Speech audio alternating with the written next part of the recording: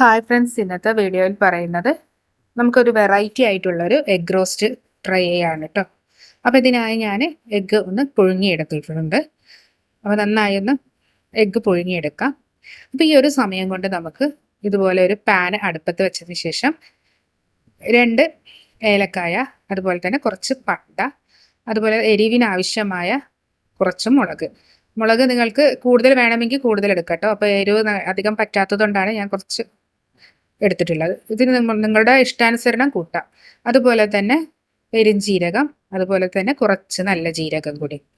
ഇത് നമുക്ക് ഇതുപോലെ ഒരു ഫ്രൈങ് പാനിലിട്ട് വെളിച്ചെണ്ണ ഒന്നും ഒഴിക്കാതെ തന്നെ ജസ്റ്റ് ഒന്ന് നന്നായി ഒന്ന് വറുത്തെടുക്കാം കേട്ടോ.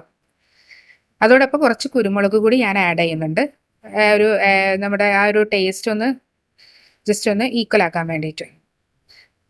അളവ് നിങ്ങളുടെ ആവശ്യാനുസരിച്ച് നിങ്ങൾക്ക് മാറ്റിയെടുക്കാം. ഇനി ഇത് നന്നായി ഒന്ന് ജസ്റ്റ് ഒന്ന് വറവെടുക്കാം കേട്ടോ. ഇനി ഈ ഒരു സമയം കൊണ്ട് തന്നെ നമുക്ക് മറ്റൊരു പാനിൽ ഇതുപോലെ കുറച്ച് ഓയിൽ ഒഴിച്ചതിന് ശേഷം നമുക്ക് നമ്മുടെ ഇഞ്ചി വെള്ളുള്ളി നന്നായി ചതച്ചത് അല്ലെങ്കിൽ പേസ്റ്റ് ഉണ്ടെങ്കിൽ അത് മതി കേട്ടോ. ഇത് നന്നായിട്ടൊന്ന് ഇതിലേക്കൊന്ന് നന്നായി ഒന്ന് വാടിക്കാൻ കൊടുക്കുക. അതിനുശേഷം അരിഞ്ഞു വെച്ച ഇതുപോലെ ചില്ലായി അരിഞ്ഞു വെച്ചിട്ടുള്ള ഉള്ളിയും നമുക്ക് ഇതിലേക്ക് ഇട്ട് കൊടുക്കുക വാടാനായി. അപ്പോൾ ഇത് അത്യാവശ്യം ഒന്ന് വാട്ടിയിട്ട് ഒരുപാടൊന്നും വാടേണ്ട, ഒരു 3/4 ഭാഗം വാടിയാൽ മതി. അപ്പോൾ ഈ സമയത്ത് കുറച്ച് കറിവേപ്പില കൂടി ഞാൻ മറ്റേതിലേക്ക് ഇട്ട് കൊടുക്കുന്നുണ്ട് കേട്ടോ. ജസ്റ്റ് ഈ വാടുന്നതിലേക്ക് കറിവേപ്പില കൂടി ഇട്ട് കൊടുക്കുന്നുണ്ട്. അപ്പോൾ ഏകദേശം ഉള്ളി ഒന്ന് വാടി കഴിഞ്ഞിട്ടുണ്ട്. അപ്പോൾ ഇത് ഞാൻ മിക്സിയിലിട്ടൊന്ന് ജസ്റ്റ് ഒന്ന് കറക്കി എടുത്തിട്ടുണ്ട് കേട്ടോ. ഇനി ഇത് നമുക്ക് അതിലേക്ക് ഒഴിച്ചു കൊടുക്കാം. ഈ ഒരു ഉള്ളിയിലേക്ക് ഞാനിത് ഒഴിച്ചു കൊടുക്കുന്നുണ്ട്. ഇനി ഇത് നന്നായി ഒന്ന് ആഡ് ചെയ്ത് കൊടുക്കാം കേട്ടോ. ഇനി നമുക്ക് തക്കാളിയാണ് വേണ്ടത്. തക്കാളി ഞാൻ അരിഞ്ഞു വെച്ചിട്ടുണ്ട്. ഇത് നമുക്കൊന്ന് ജസ്റ്റ് ഒന്ന് മിക്സിയിലിട്ടൊന്ന് അടച്ചു കൊടുക്കാം. ഇനി ഈ തക്കാളിയുടെ മിക്സ് ഇതിലേക്ക് ഞാൻ ഒഴിച്ചു കൊടുക്കുന്നുണ്ട് കേട്ടോ. തക്കാളിയുടെ മിക്സ് കൂടി ഇതിലേക്ക് ഒഴിച്ചു കൊടുത്ത് ഇനി ഇത് കൂടി ഇതെല്ലാം കൂടി നന്നായിട്ടൊന്ന് ഇളക്കി വെച്ച് കൊടുക്കുന്നുണ്ട്.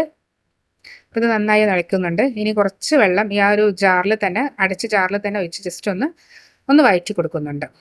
ഇനി ഇത് നമുക്ക് ജസ്റ്റ് ഒന്ന് പതപ്പിച്ചെടുക്കാം കേട്ടോ. അത്യാവശ്യം ഒന്ന് പതിപ്പിച്ചെടുക്കുക. ആ ഒരു ഫസ്റ്റിലെ മസാലയുടെ സ്മെല്ലൊക്കെ ഒന്ന് മാറുന്നത് വരെ. ഈ ഒരു സമയം കൊണ്ട് നമുക്കത് പതുക്കുന്ന സമയത്ത് കുറച്ച് ഉപ്പ് കൂടി അതിൽ ഇട്ട് കൊടുക്കുക. അതുപോലെ തന്നെ കുറച്ച് മല്ലിയില കൂടി ഒന്ന് അതിൽ സ്പ്രെഡ് ചെയ്ത് കൊടുക്കുക കേട്ടോ.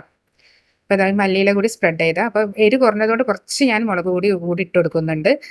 മുളക് കൂടുതൽ എടുക്കുകയാണെങ്കിൽ അതിൻ്റെ ആവശ്യമില്ല. ഇനി ഇത് നന്നായി ഒന്ന് വറ്റിച്ചതിന് ശേഷം വേവിച്ച മുട്ടകൾ കഷ്ണങ്ങളാക്കി ഇതുപോലെ വെച്ച് കൊടുക്കുക. ജസ്റ്റ് ഉള്ളിയിൽ നന്നായി ഒന്ന് മിക്സാക്കി കൊടുക്കുക. ടേസ്റ്റുള്ളൊരു മുട്ട റോസ്റ്റ് റെഡി ആയിട്ടുണ്ട്. ട്രൈ ചെയ്ത് നോക്കുക കേട്ടോ.